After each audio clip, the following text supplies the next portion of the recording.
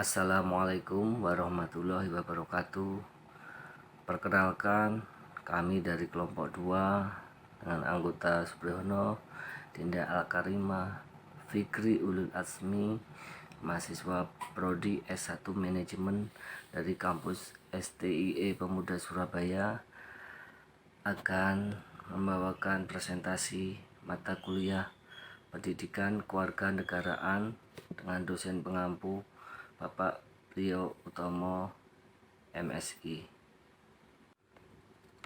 Dan di sini saya atas nama Supriyono akan mengawali presentasi dan nanti dilanjutkan oleh Saudari Dinda serta Fikri Ulul Azmi sampai dengan penutup. Memahami Pancasila sebagai ideologi negara. Pokok bahasan kegiatan belajar tatap muka yang ketujuh. Pertama, urgensi Pancasila sebagai ideologi negara. Nomor 2, alasan diperlukannya kajian Pancasila sebagai ideologi negara. Nomor 3, sumber-sumber tentang Pancasila sebagai ideologi negara. Alasan diperlukannya kajian Pancasila sebagai ideologi negara. Masih ingatkah Anda apa yang dimaksud dengan ideologi? Mungkin Anda pernah membaca atau mendengar pengertian ideologi. Istilah ideologi berasal dari kata ide, yang artinya gagasan, konsep, pengertian dasar, cita-cita, dan logos yang berarti ilmu. Ideologi sebagai etimologis artinya ilmu tentang ide-ide, the science of ideas, atau ajaran tentang pengertian dasar, dalam buku Kailan tahun 2013 halaman 60 sampai dengan 61. Dalam Kamus Besar Bahasa Indonesia, ideologi didefinisikan sebagai kumpulan konsep bersistem yang dijadikan asas pendapat yang memberikan arah dan tujuan untuk kelangsungan hidup. Ideologi juga diartikan sebagai cara berpikir seseorang atau suatu golongan. Ideologi dapat diartikan paham, teori, dan tujuan yang merupakan suatu program sosial politik. Dalam Kamus Besar Bahasa Indonesia tahun 2008 halaman 517. Selanjutnya, Anda perlu mengenal beberapa tokoh atau pemikir Indonesia yang mendefinisikan ideologi sebagai berikut. A. Sastra Prateja tahun 2001 halaman 43. Beliau bergagasan, ideologi adalah seperangkat gagasan atau pemikiran yang berorientasi pada tindakan dan diorganisir menjadi suatu sistem yang teratur. B. Sasuryanto tahun 1991 pada halaman 47. Ideologi adalah hasil refleksi manusia berkat kemampuannya menjaga jarak dengan dunia kehidupannya. Dan C. Mubiarto tahun 1991 pada halaman 239. Ideologi adalah sejumlah doktrin, kepercayaan, dan simbol-simbol kelompok masyarakat atau suatu bangsa yang menjadi pegangan dan pedoman kerja atau perjuangan untuk mencapai tujuan masyarakat atau bangsa itu. Untuk mengetahui posisi ideologi Pancasila di antara ideologi besar dunia, maka Anda perlu mengenal beberapa jenis ideologi dunia sebagai berikut. Marxisme, Leninisme, yaitu suatu paham yang meletakkan ideologi dalam perspektif evolusi sejarah yang didasarkan pada dua prinsip. Pertama, penentu akhir dari perubahan sosial adalah perubahan dari cara produktif. Dan kedua, proses perubahan sosial yang bersifat dialektis. Liberalisme suatu paham yang meletakkan ideologi dalam perspektif kebebasan individual, artinya lebih mengutamakan hak-hak individu. Dan sosialisme suatu paham yang meletakkan ideologi dalam perspektif kepentingan masyarakat, artinya negara wajib menyejahterakan seluruh masyarakat atau yang dikenal dengan konsep welfare state. Yang tiga, kapitalisme, suatu paham yang memberi kebebasan kepada setiap individu untuk menguasai sistem perekonomian dengan kemampuan modal yang ia miliki. Di dalam karangan Sastra Prateja tahun 2001 halaman 50 sampai dengan 69. Dan untuk pembahasan berikutnya akan dilanjutkan oleh Saudari Dinda. Terima kasih. Assalamualaikum warahmatullahi wabarakatuh. Terima kasih Saudara Pak Suprihono. Perkenalkan, nama saya Dinda Alkarina. Di sini saya akan melanjutkan pembahasan materi tentang urgensi Pancasila sebagai ideologi negara. Sebagai warga negara, Anda perlu memahami kedudukan Pancasila sebagai ideologi negara, karena ideologi Pancasila menghadapi tantangan dari berbagai ideologi dunia dalam kebudayaan global. Pada bagian ini, perlu diidentifikasikan unsur-unsur yang memengaruhi ideologi Pancasila sebagai berikut. 1.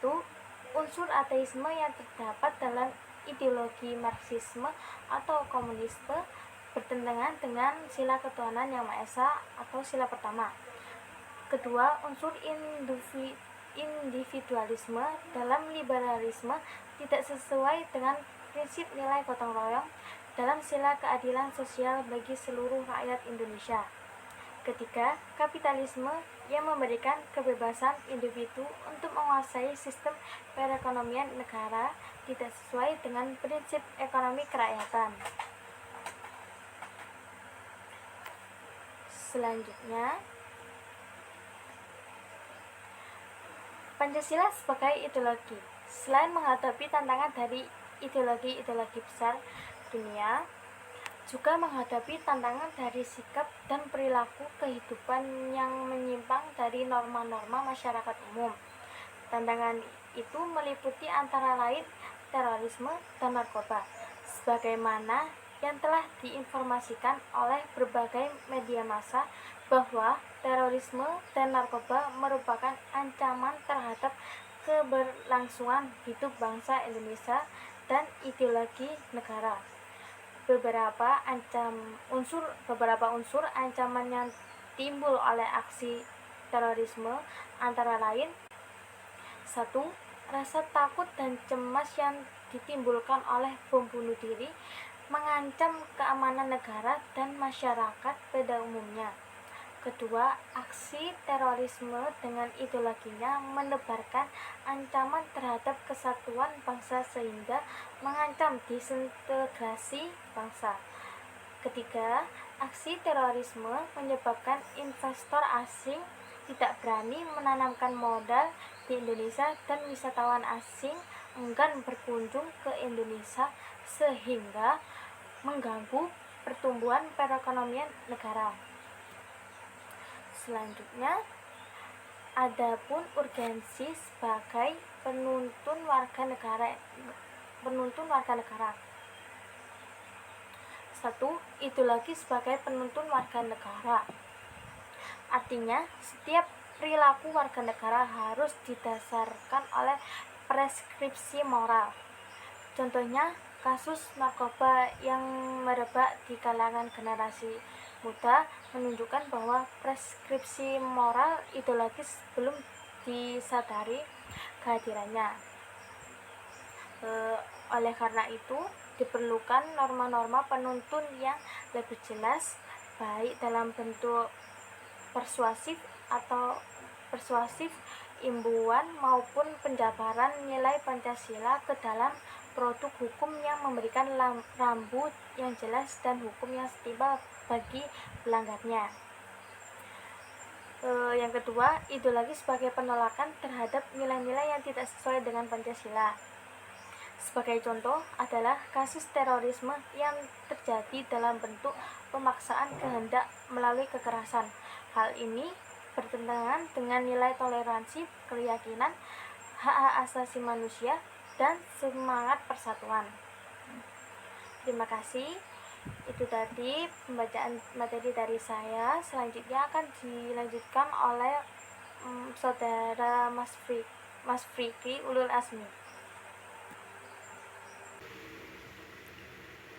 Assalamualaikum warahmatullahi wabarakatuh.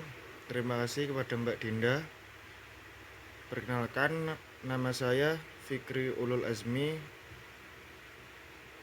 akan melanjutkan pembacaan tentang materi sumber tentang Pancasila sebagai ideologi negara.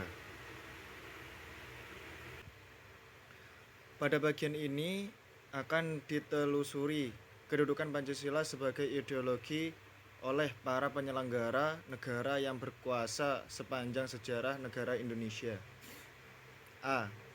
Pancasila sebagai ideologi negara dalam masa pemerintahan Presiden Soekarno. Pada masa pemerintahan Presiden Soekarno, Pancasila ditegaskan sebagai pemersatu bangsa. Penegasan ini dikumandangkan oleh Soekarno dalam berbagai pidato politiknya dalam kurun waktu 1945 sampai 1960.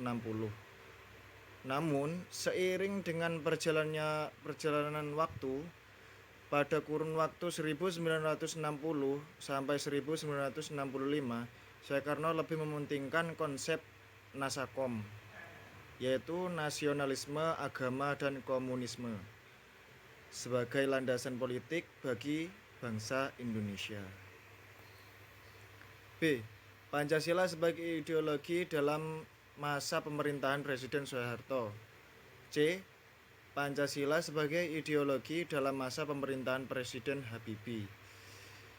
D. Pancasila sebagai ideologi dalam masa pemerintahan Presiden Abdurrahman Wahid. Pada masa pemerintahan Presiden Abdurrahman Wahid, muncul wacana tentang penghapusan TAP nomor 25 MPRS 1966 tentang pelarangan PKI dan penyebarluasan ajaran komunisme. Di masa ini, yang lebih dominan adalah kebebasan berpendapat sehingga perhatian terhadap ideologi Pancasila cenderung melemah. E. Pancasila sebagai ideologi dalam masa pemerintahan Presiden Megawati pada masa ini. Pancasila sebagai ideologi semakin kehilangan formalitasnya dengan disahkannya Undang-Undang Sisdiknas nomor 20 tahun 2003 yang tidak mencantumkan pendidikan Pancasila sebagai mata pelajaran wajib dari tingkat sekolah dasar sampai perguruan tinggi. F. Pancasila sebagai ideologi dalam masa pemerintahan Presiden Susilo Bambang Yudhoyono atau SBY. Demikian materi yang kami sampaikan dari kelompok 2 sebagai bahan diskusi PKN, Pendidikan Kewarganegaraan. Ada kurang lebihnya kami mohon maaf sebesar-besarnya. Wabillahi taufiq wal hidayah. Wassalamualaikum warahmatullahi wabarakatuh.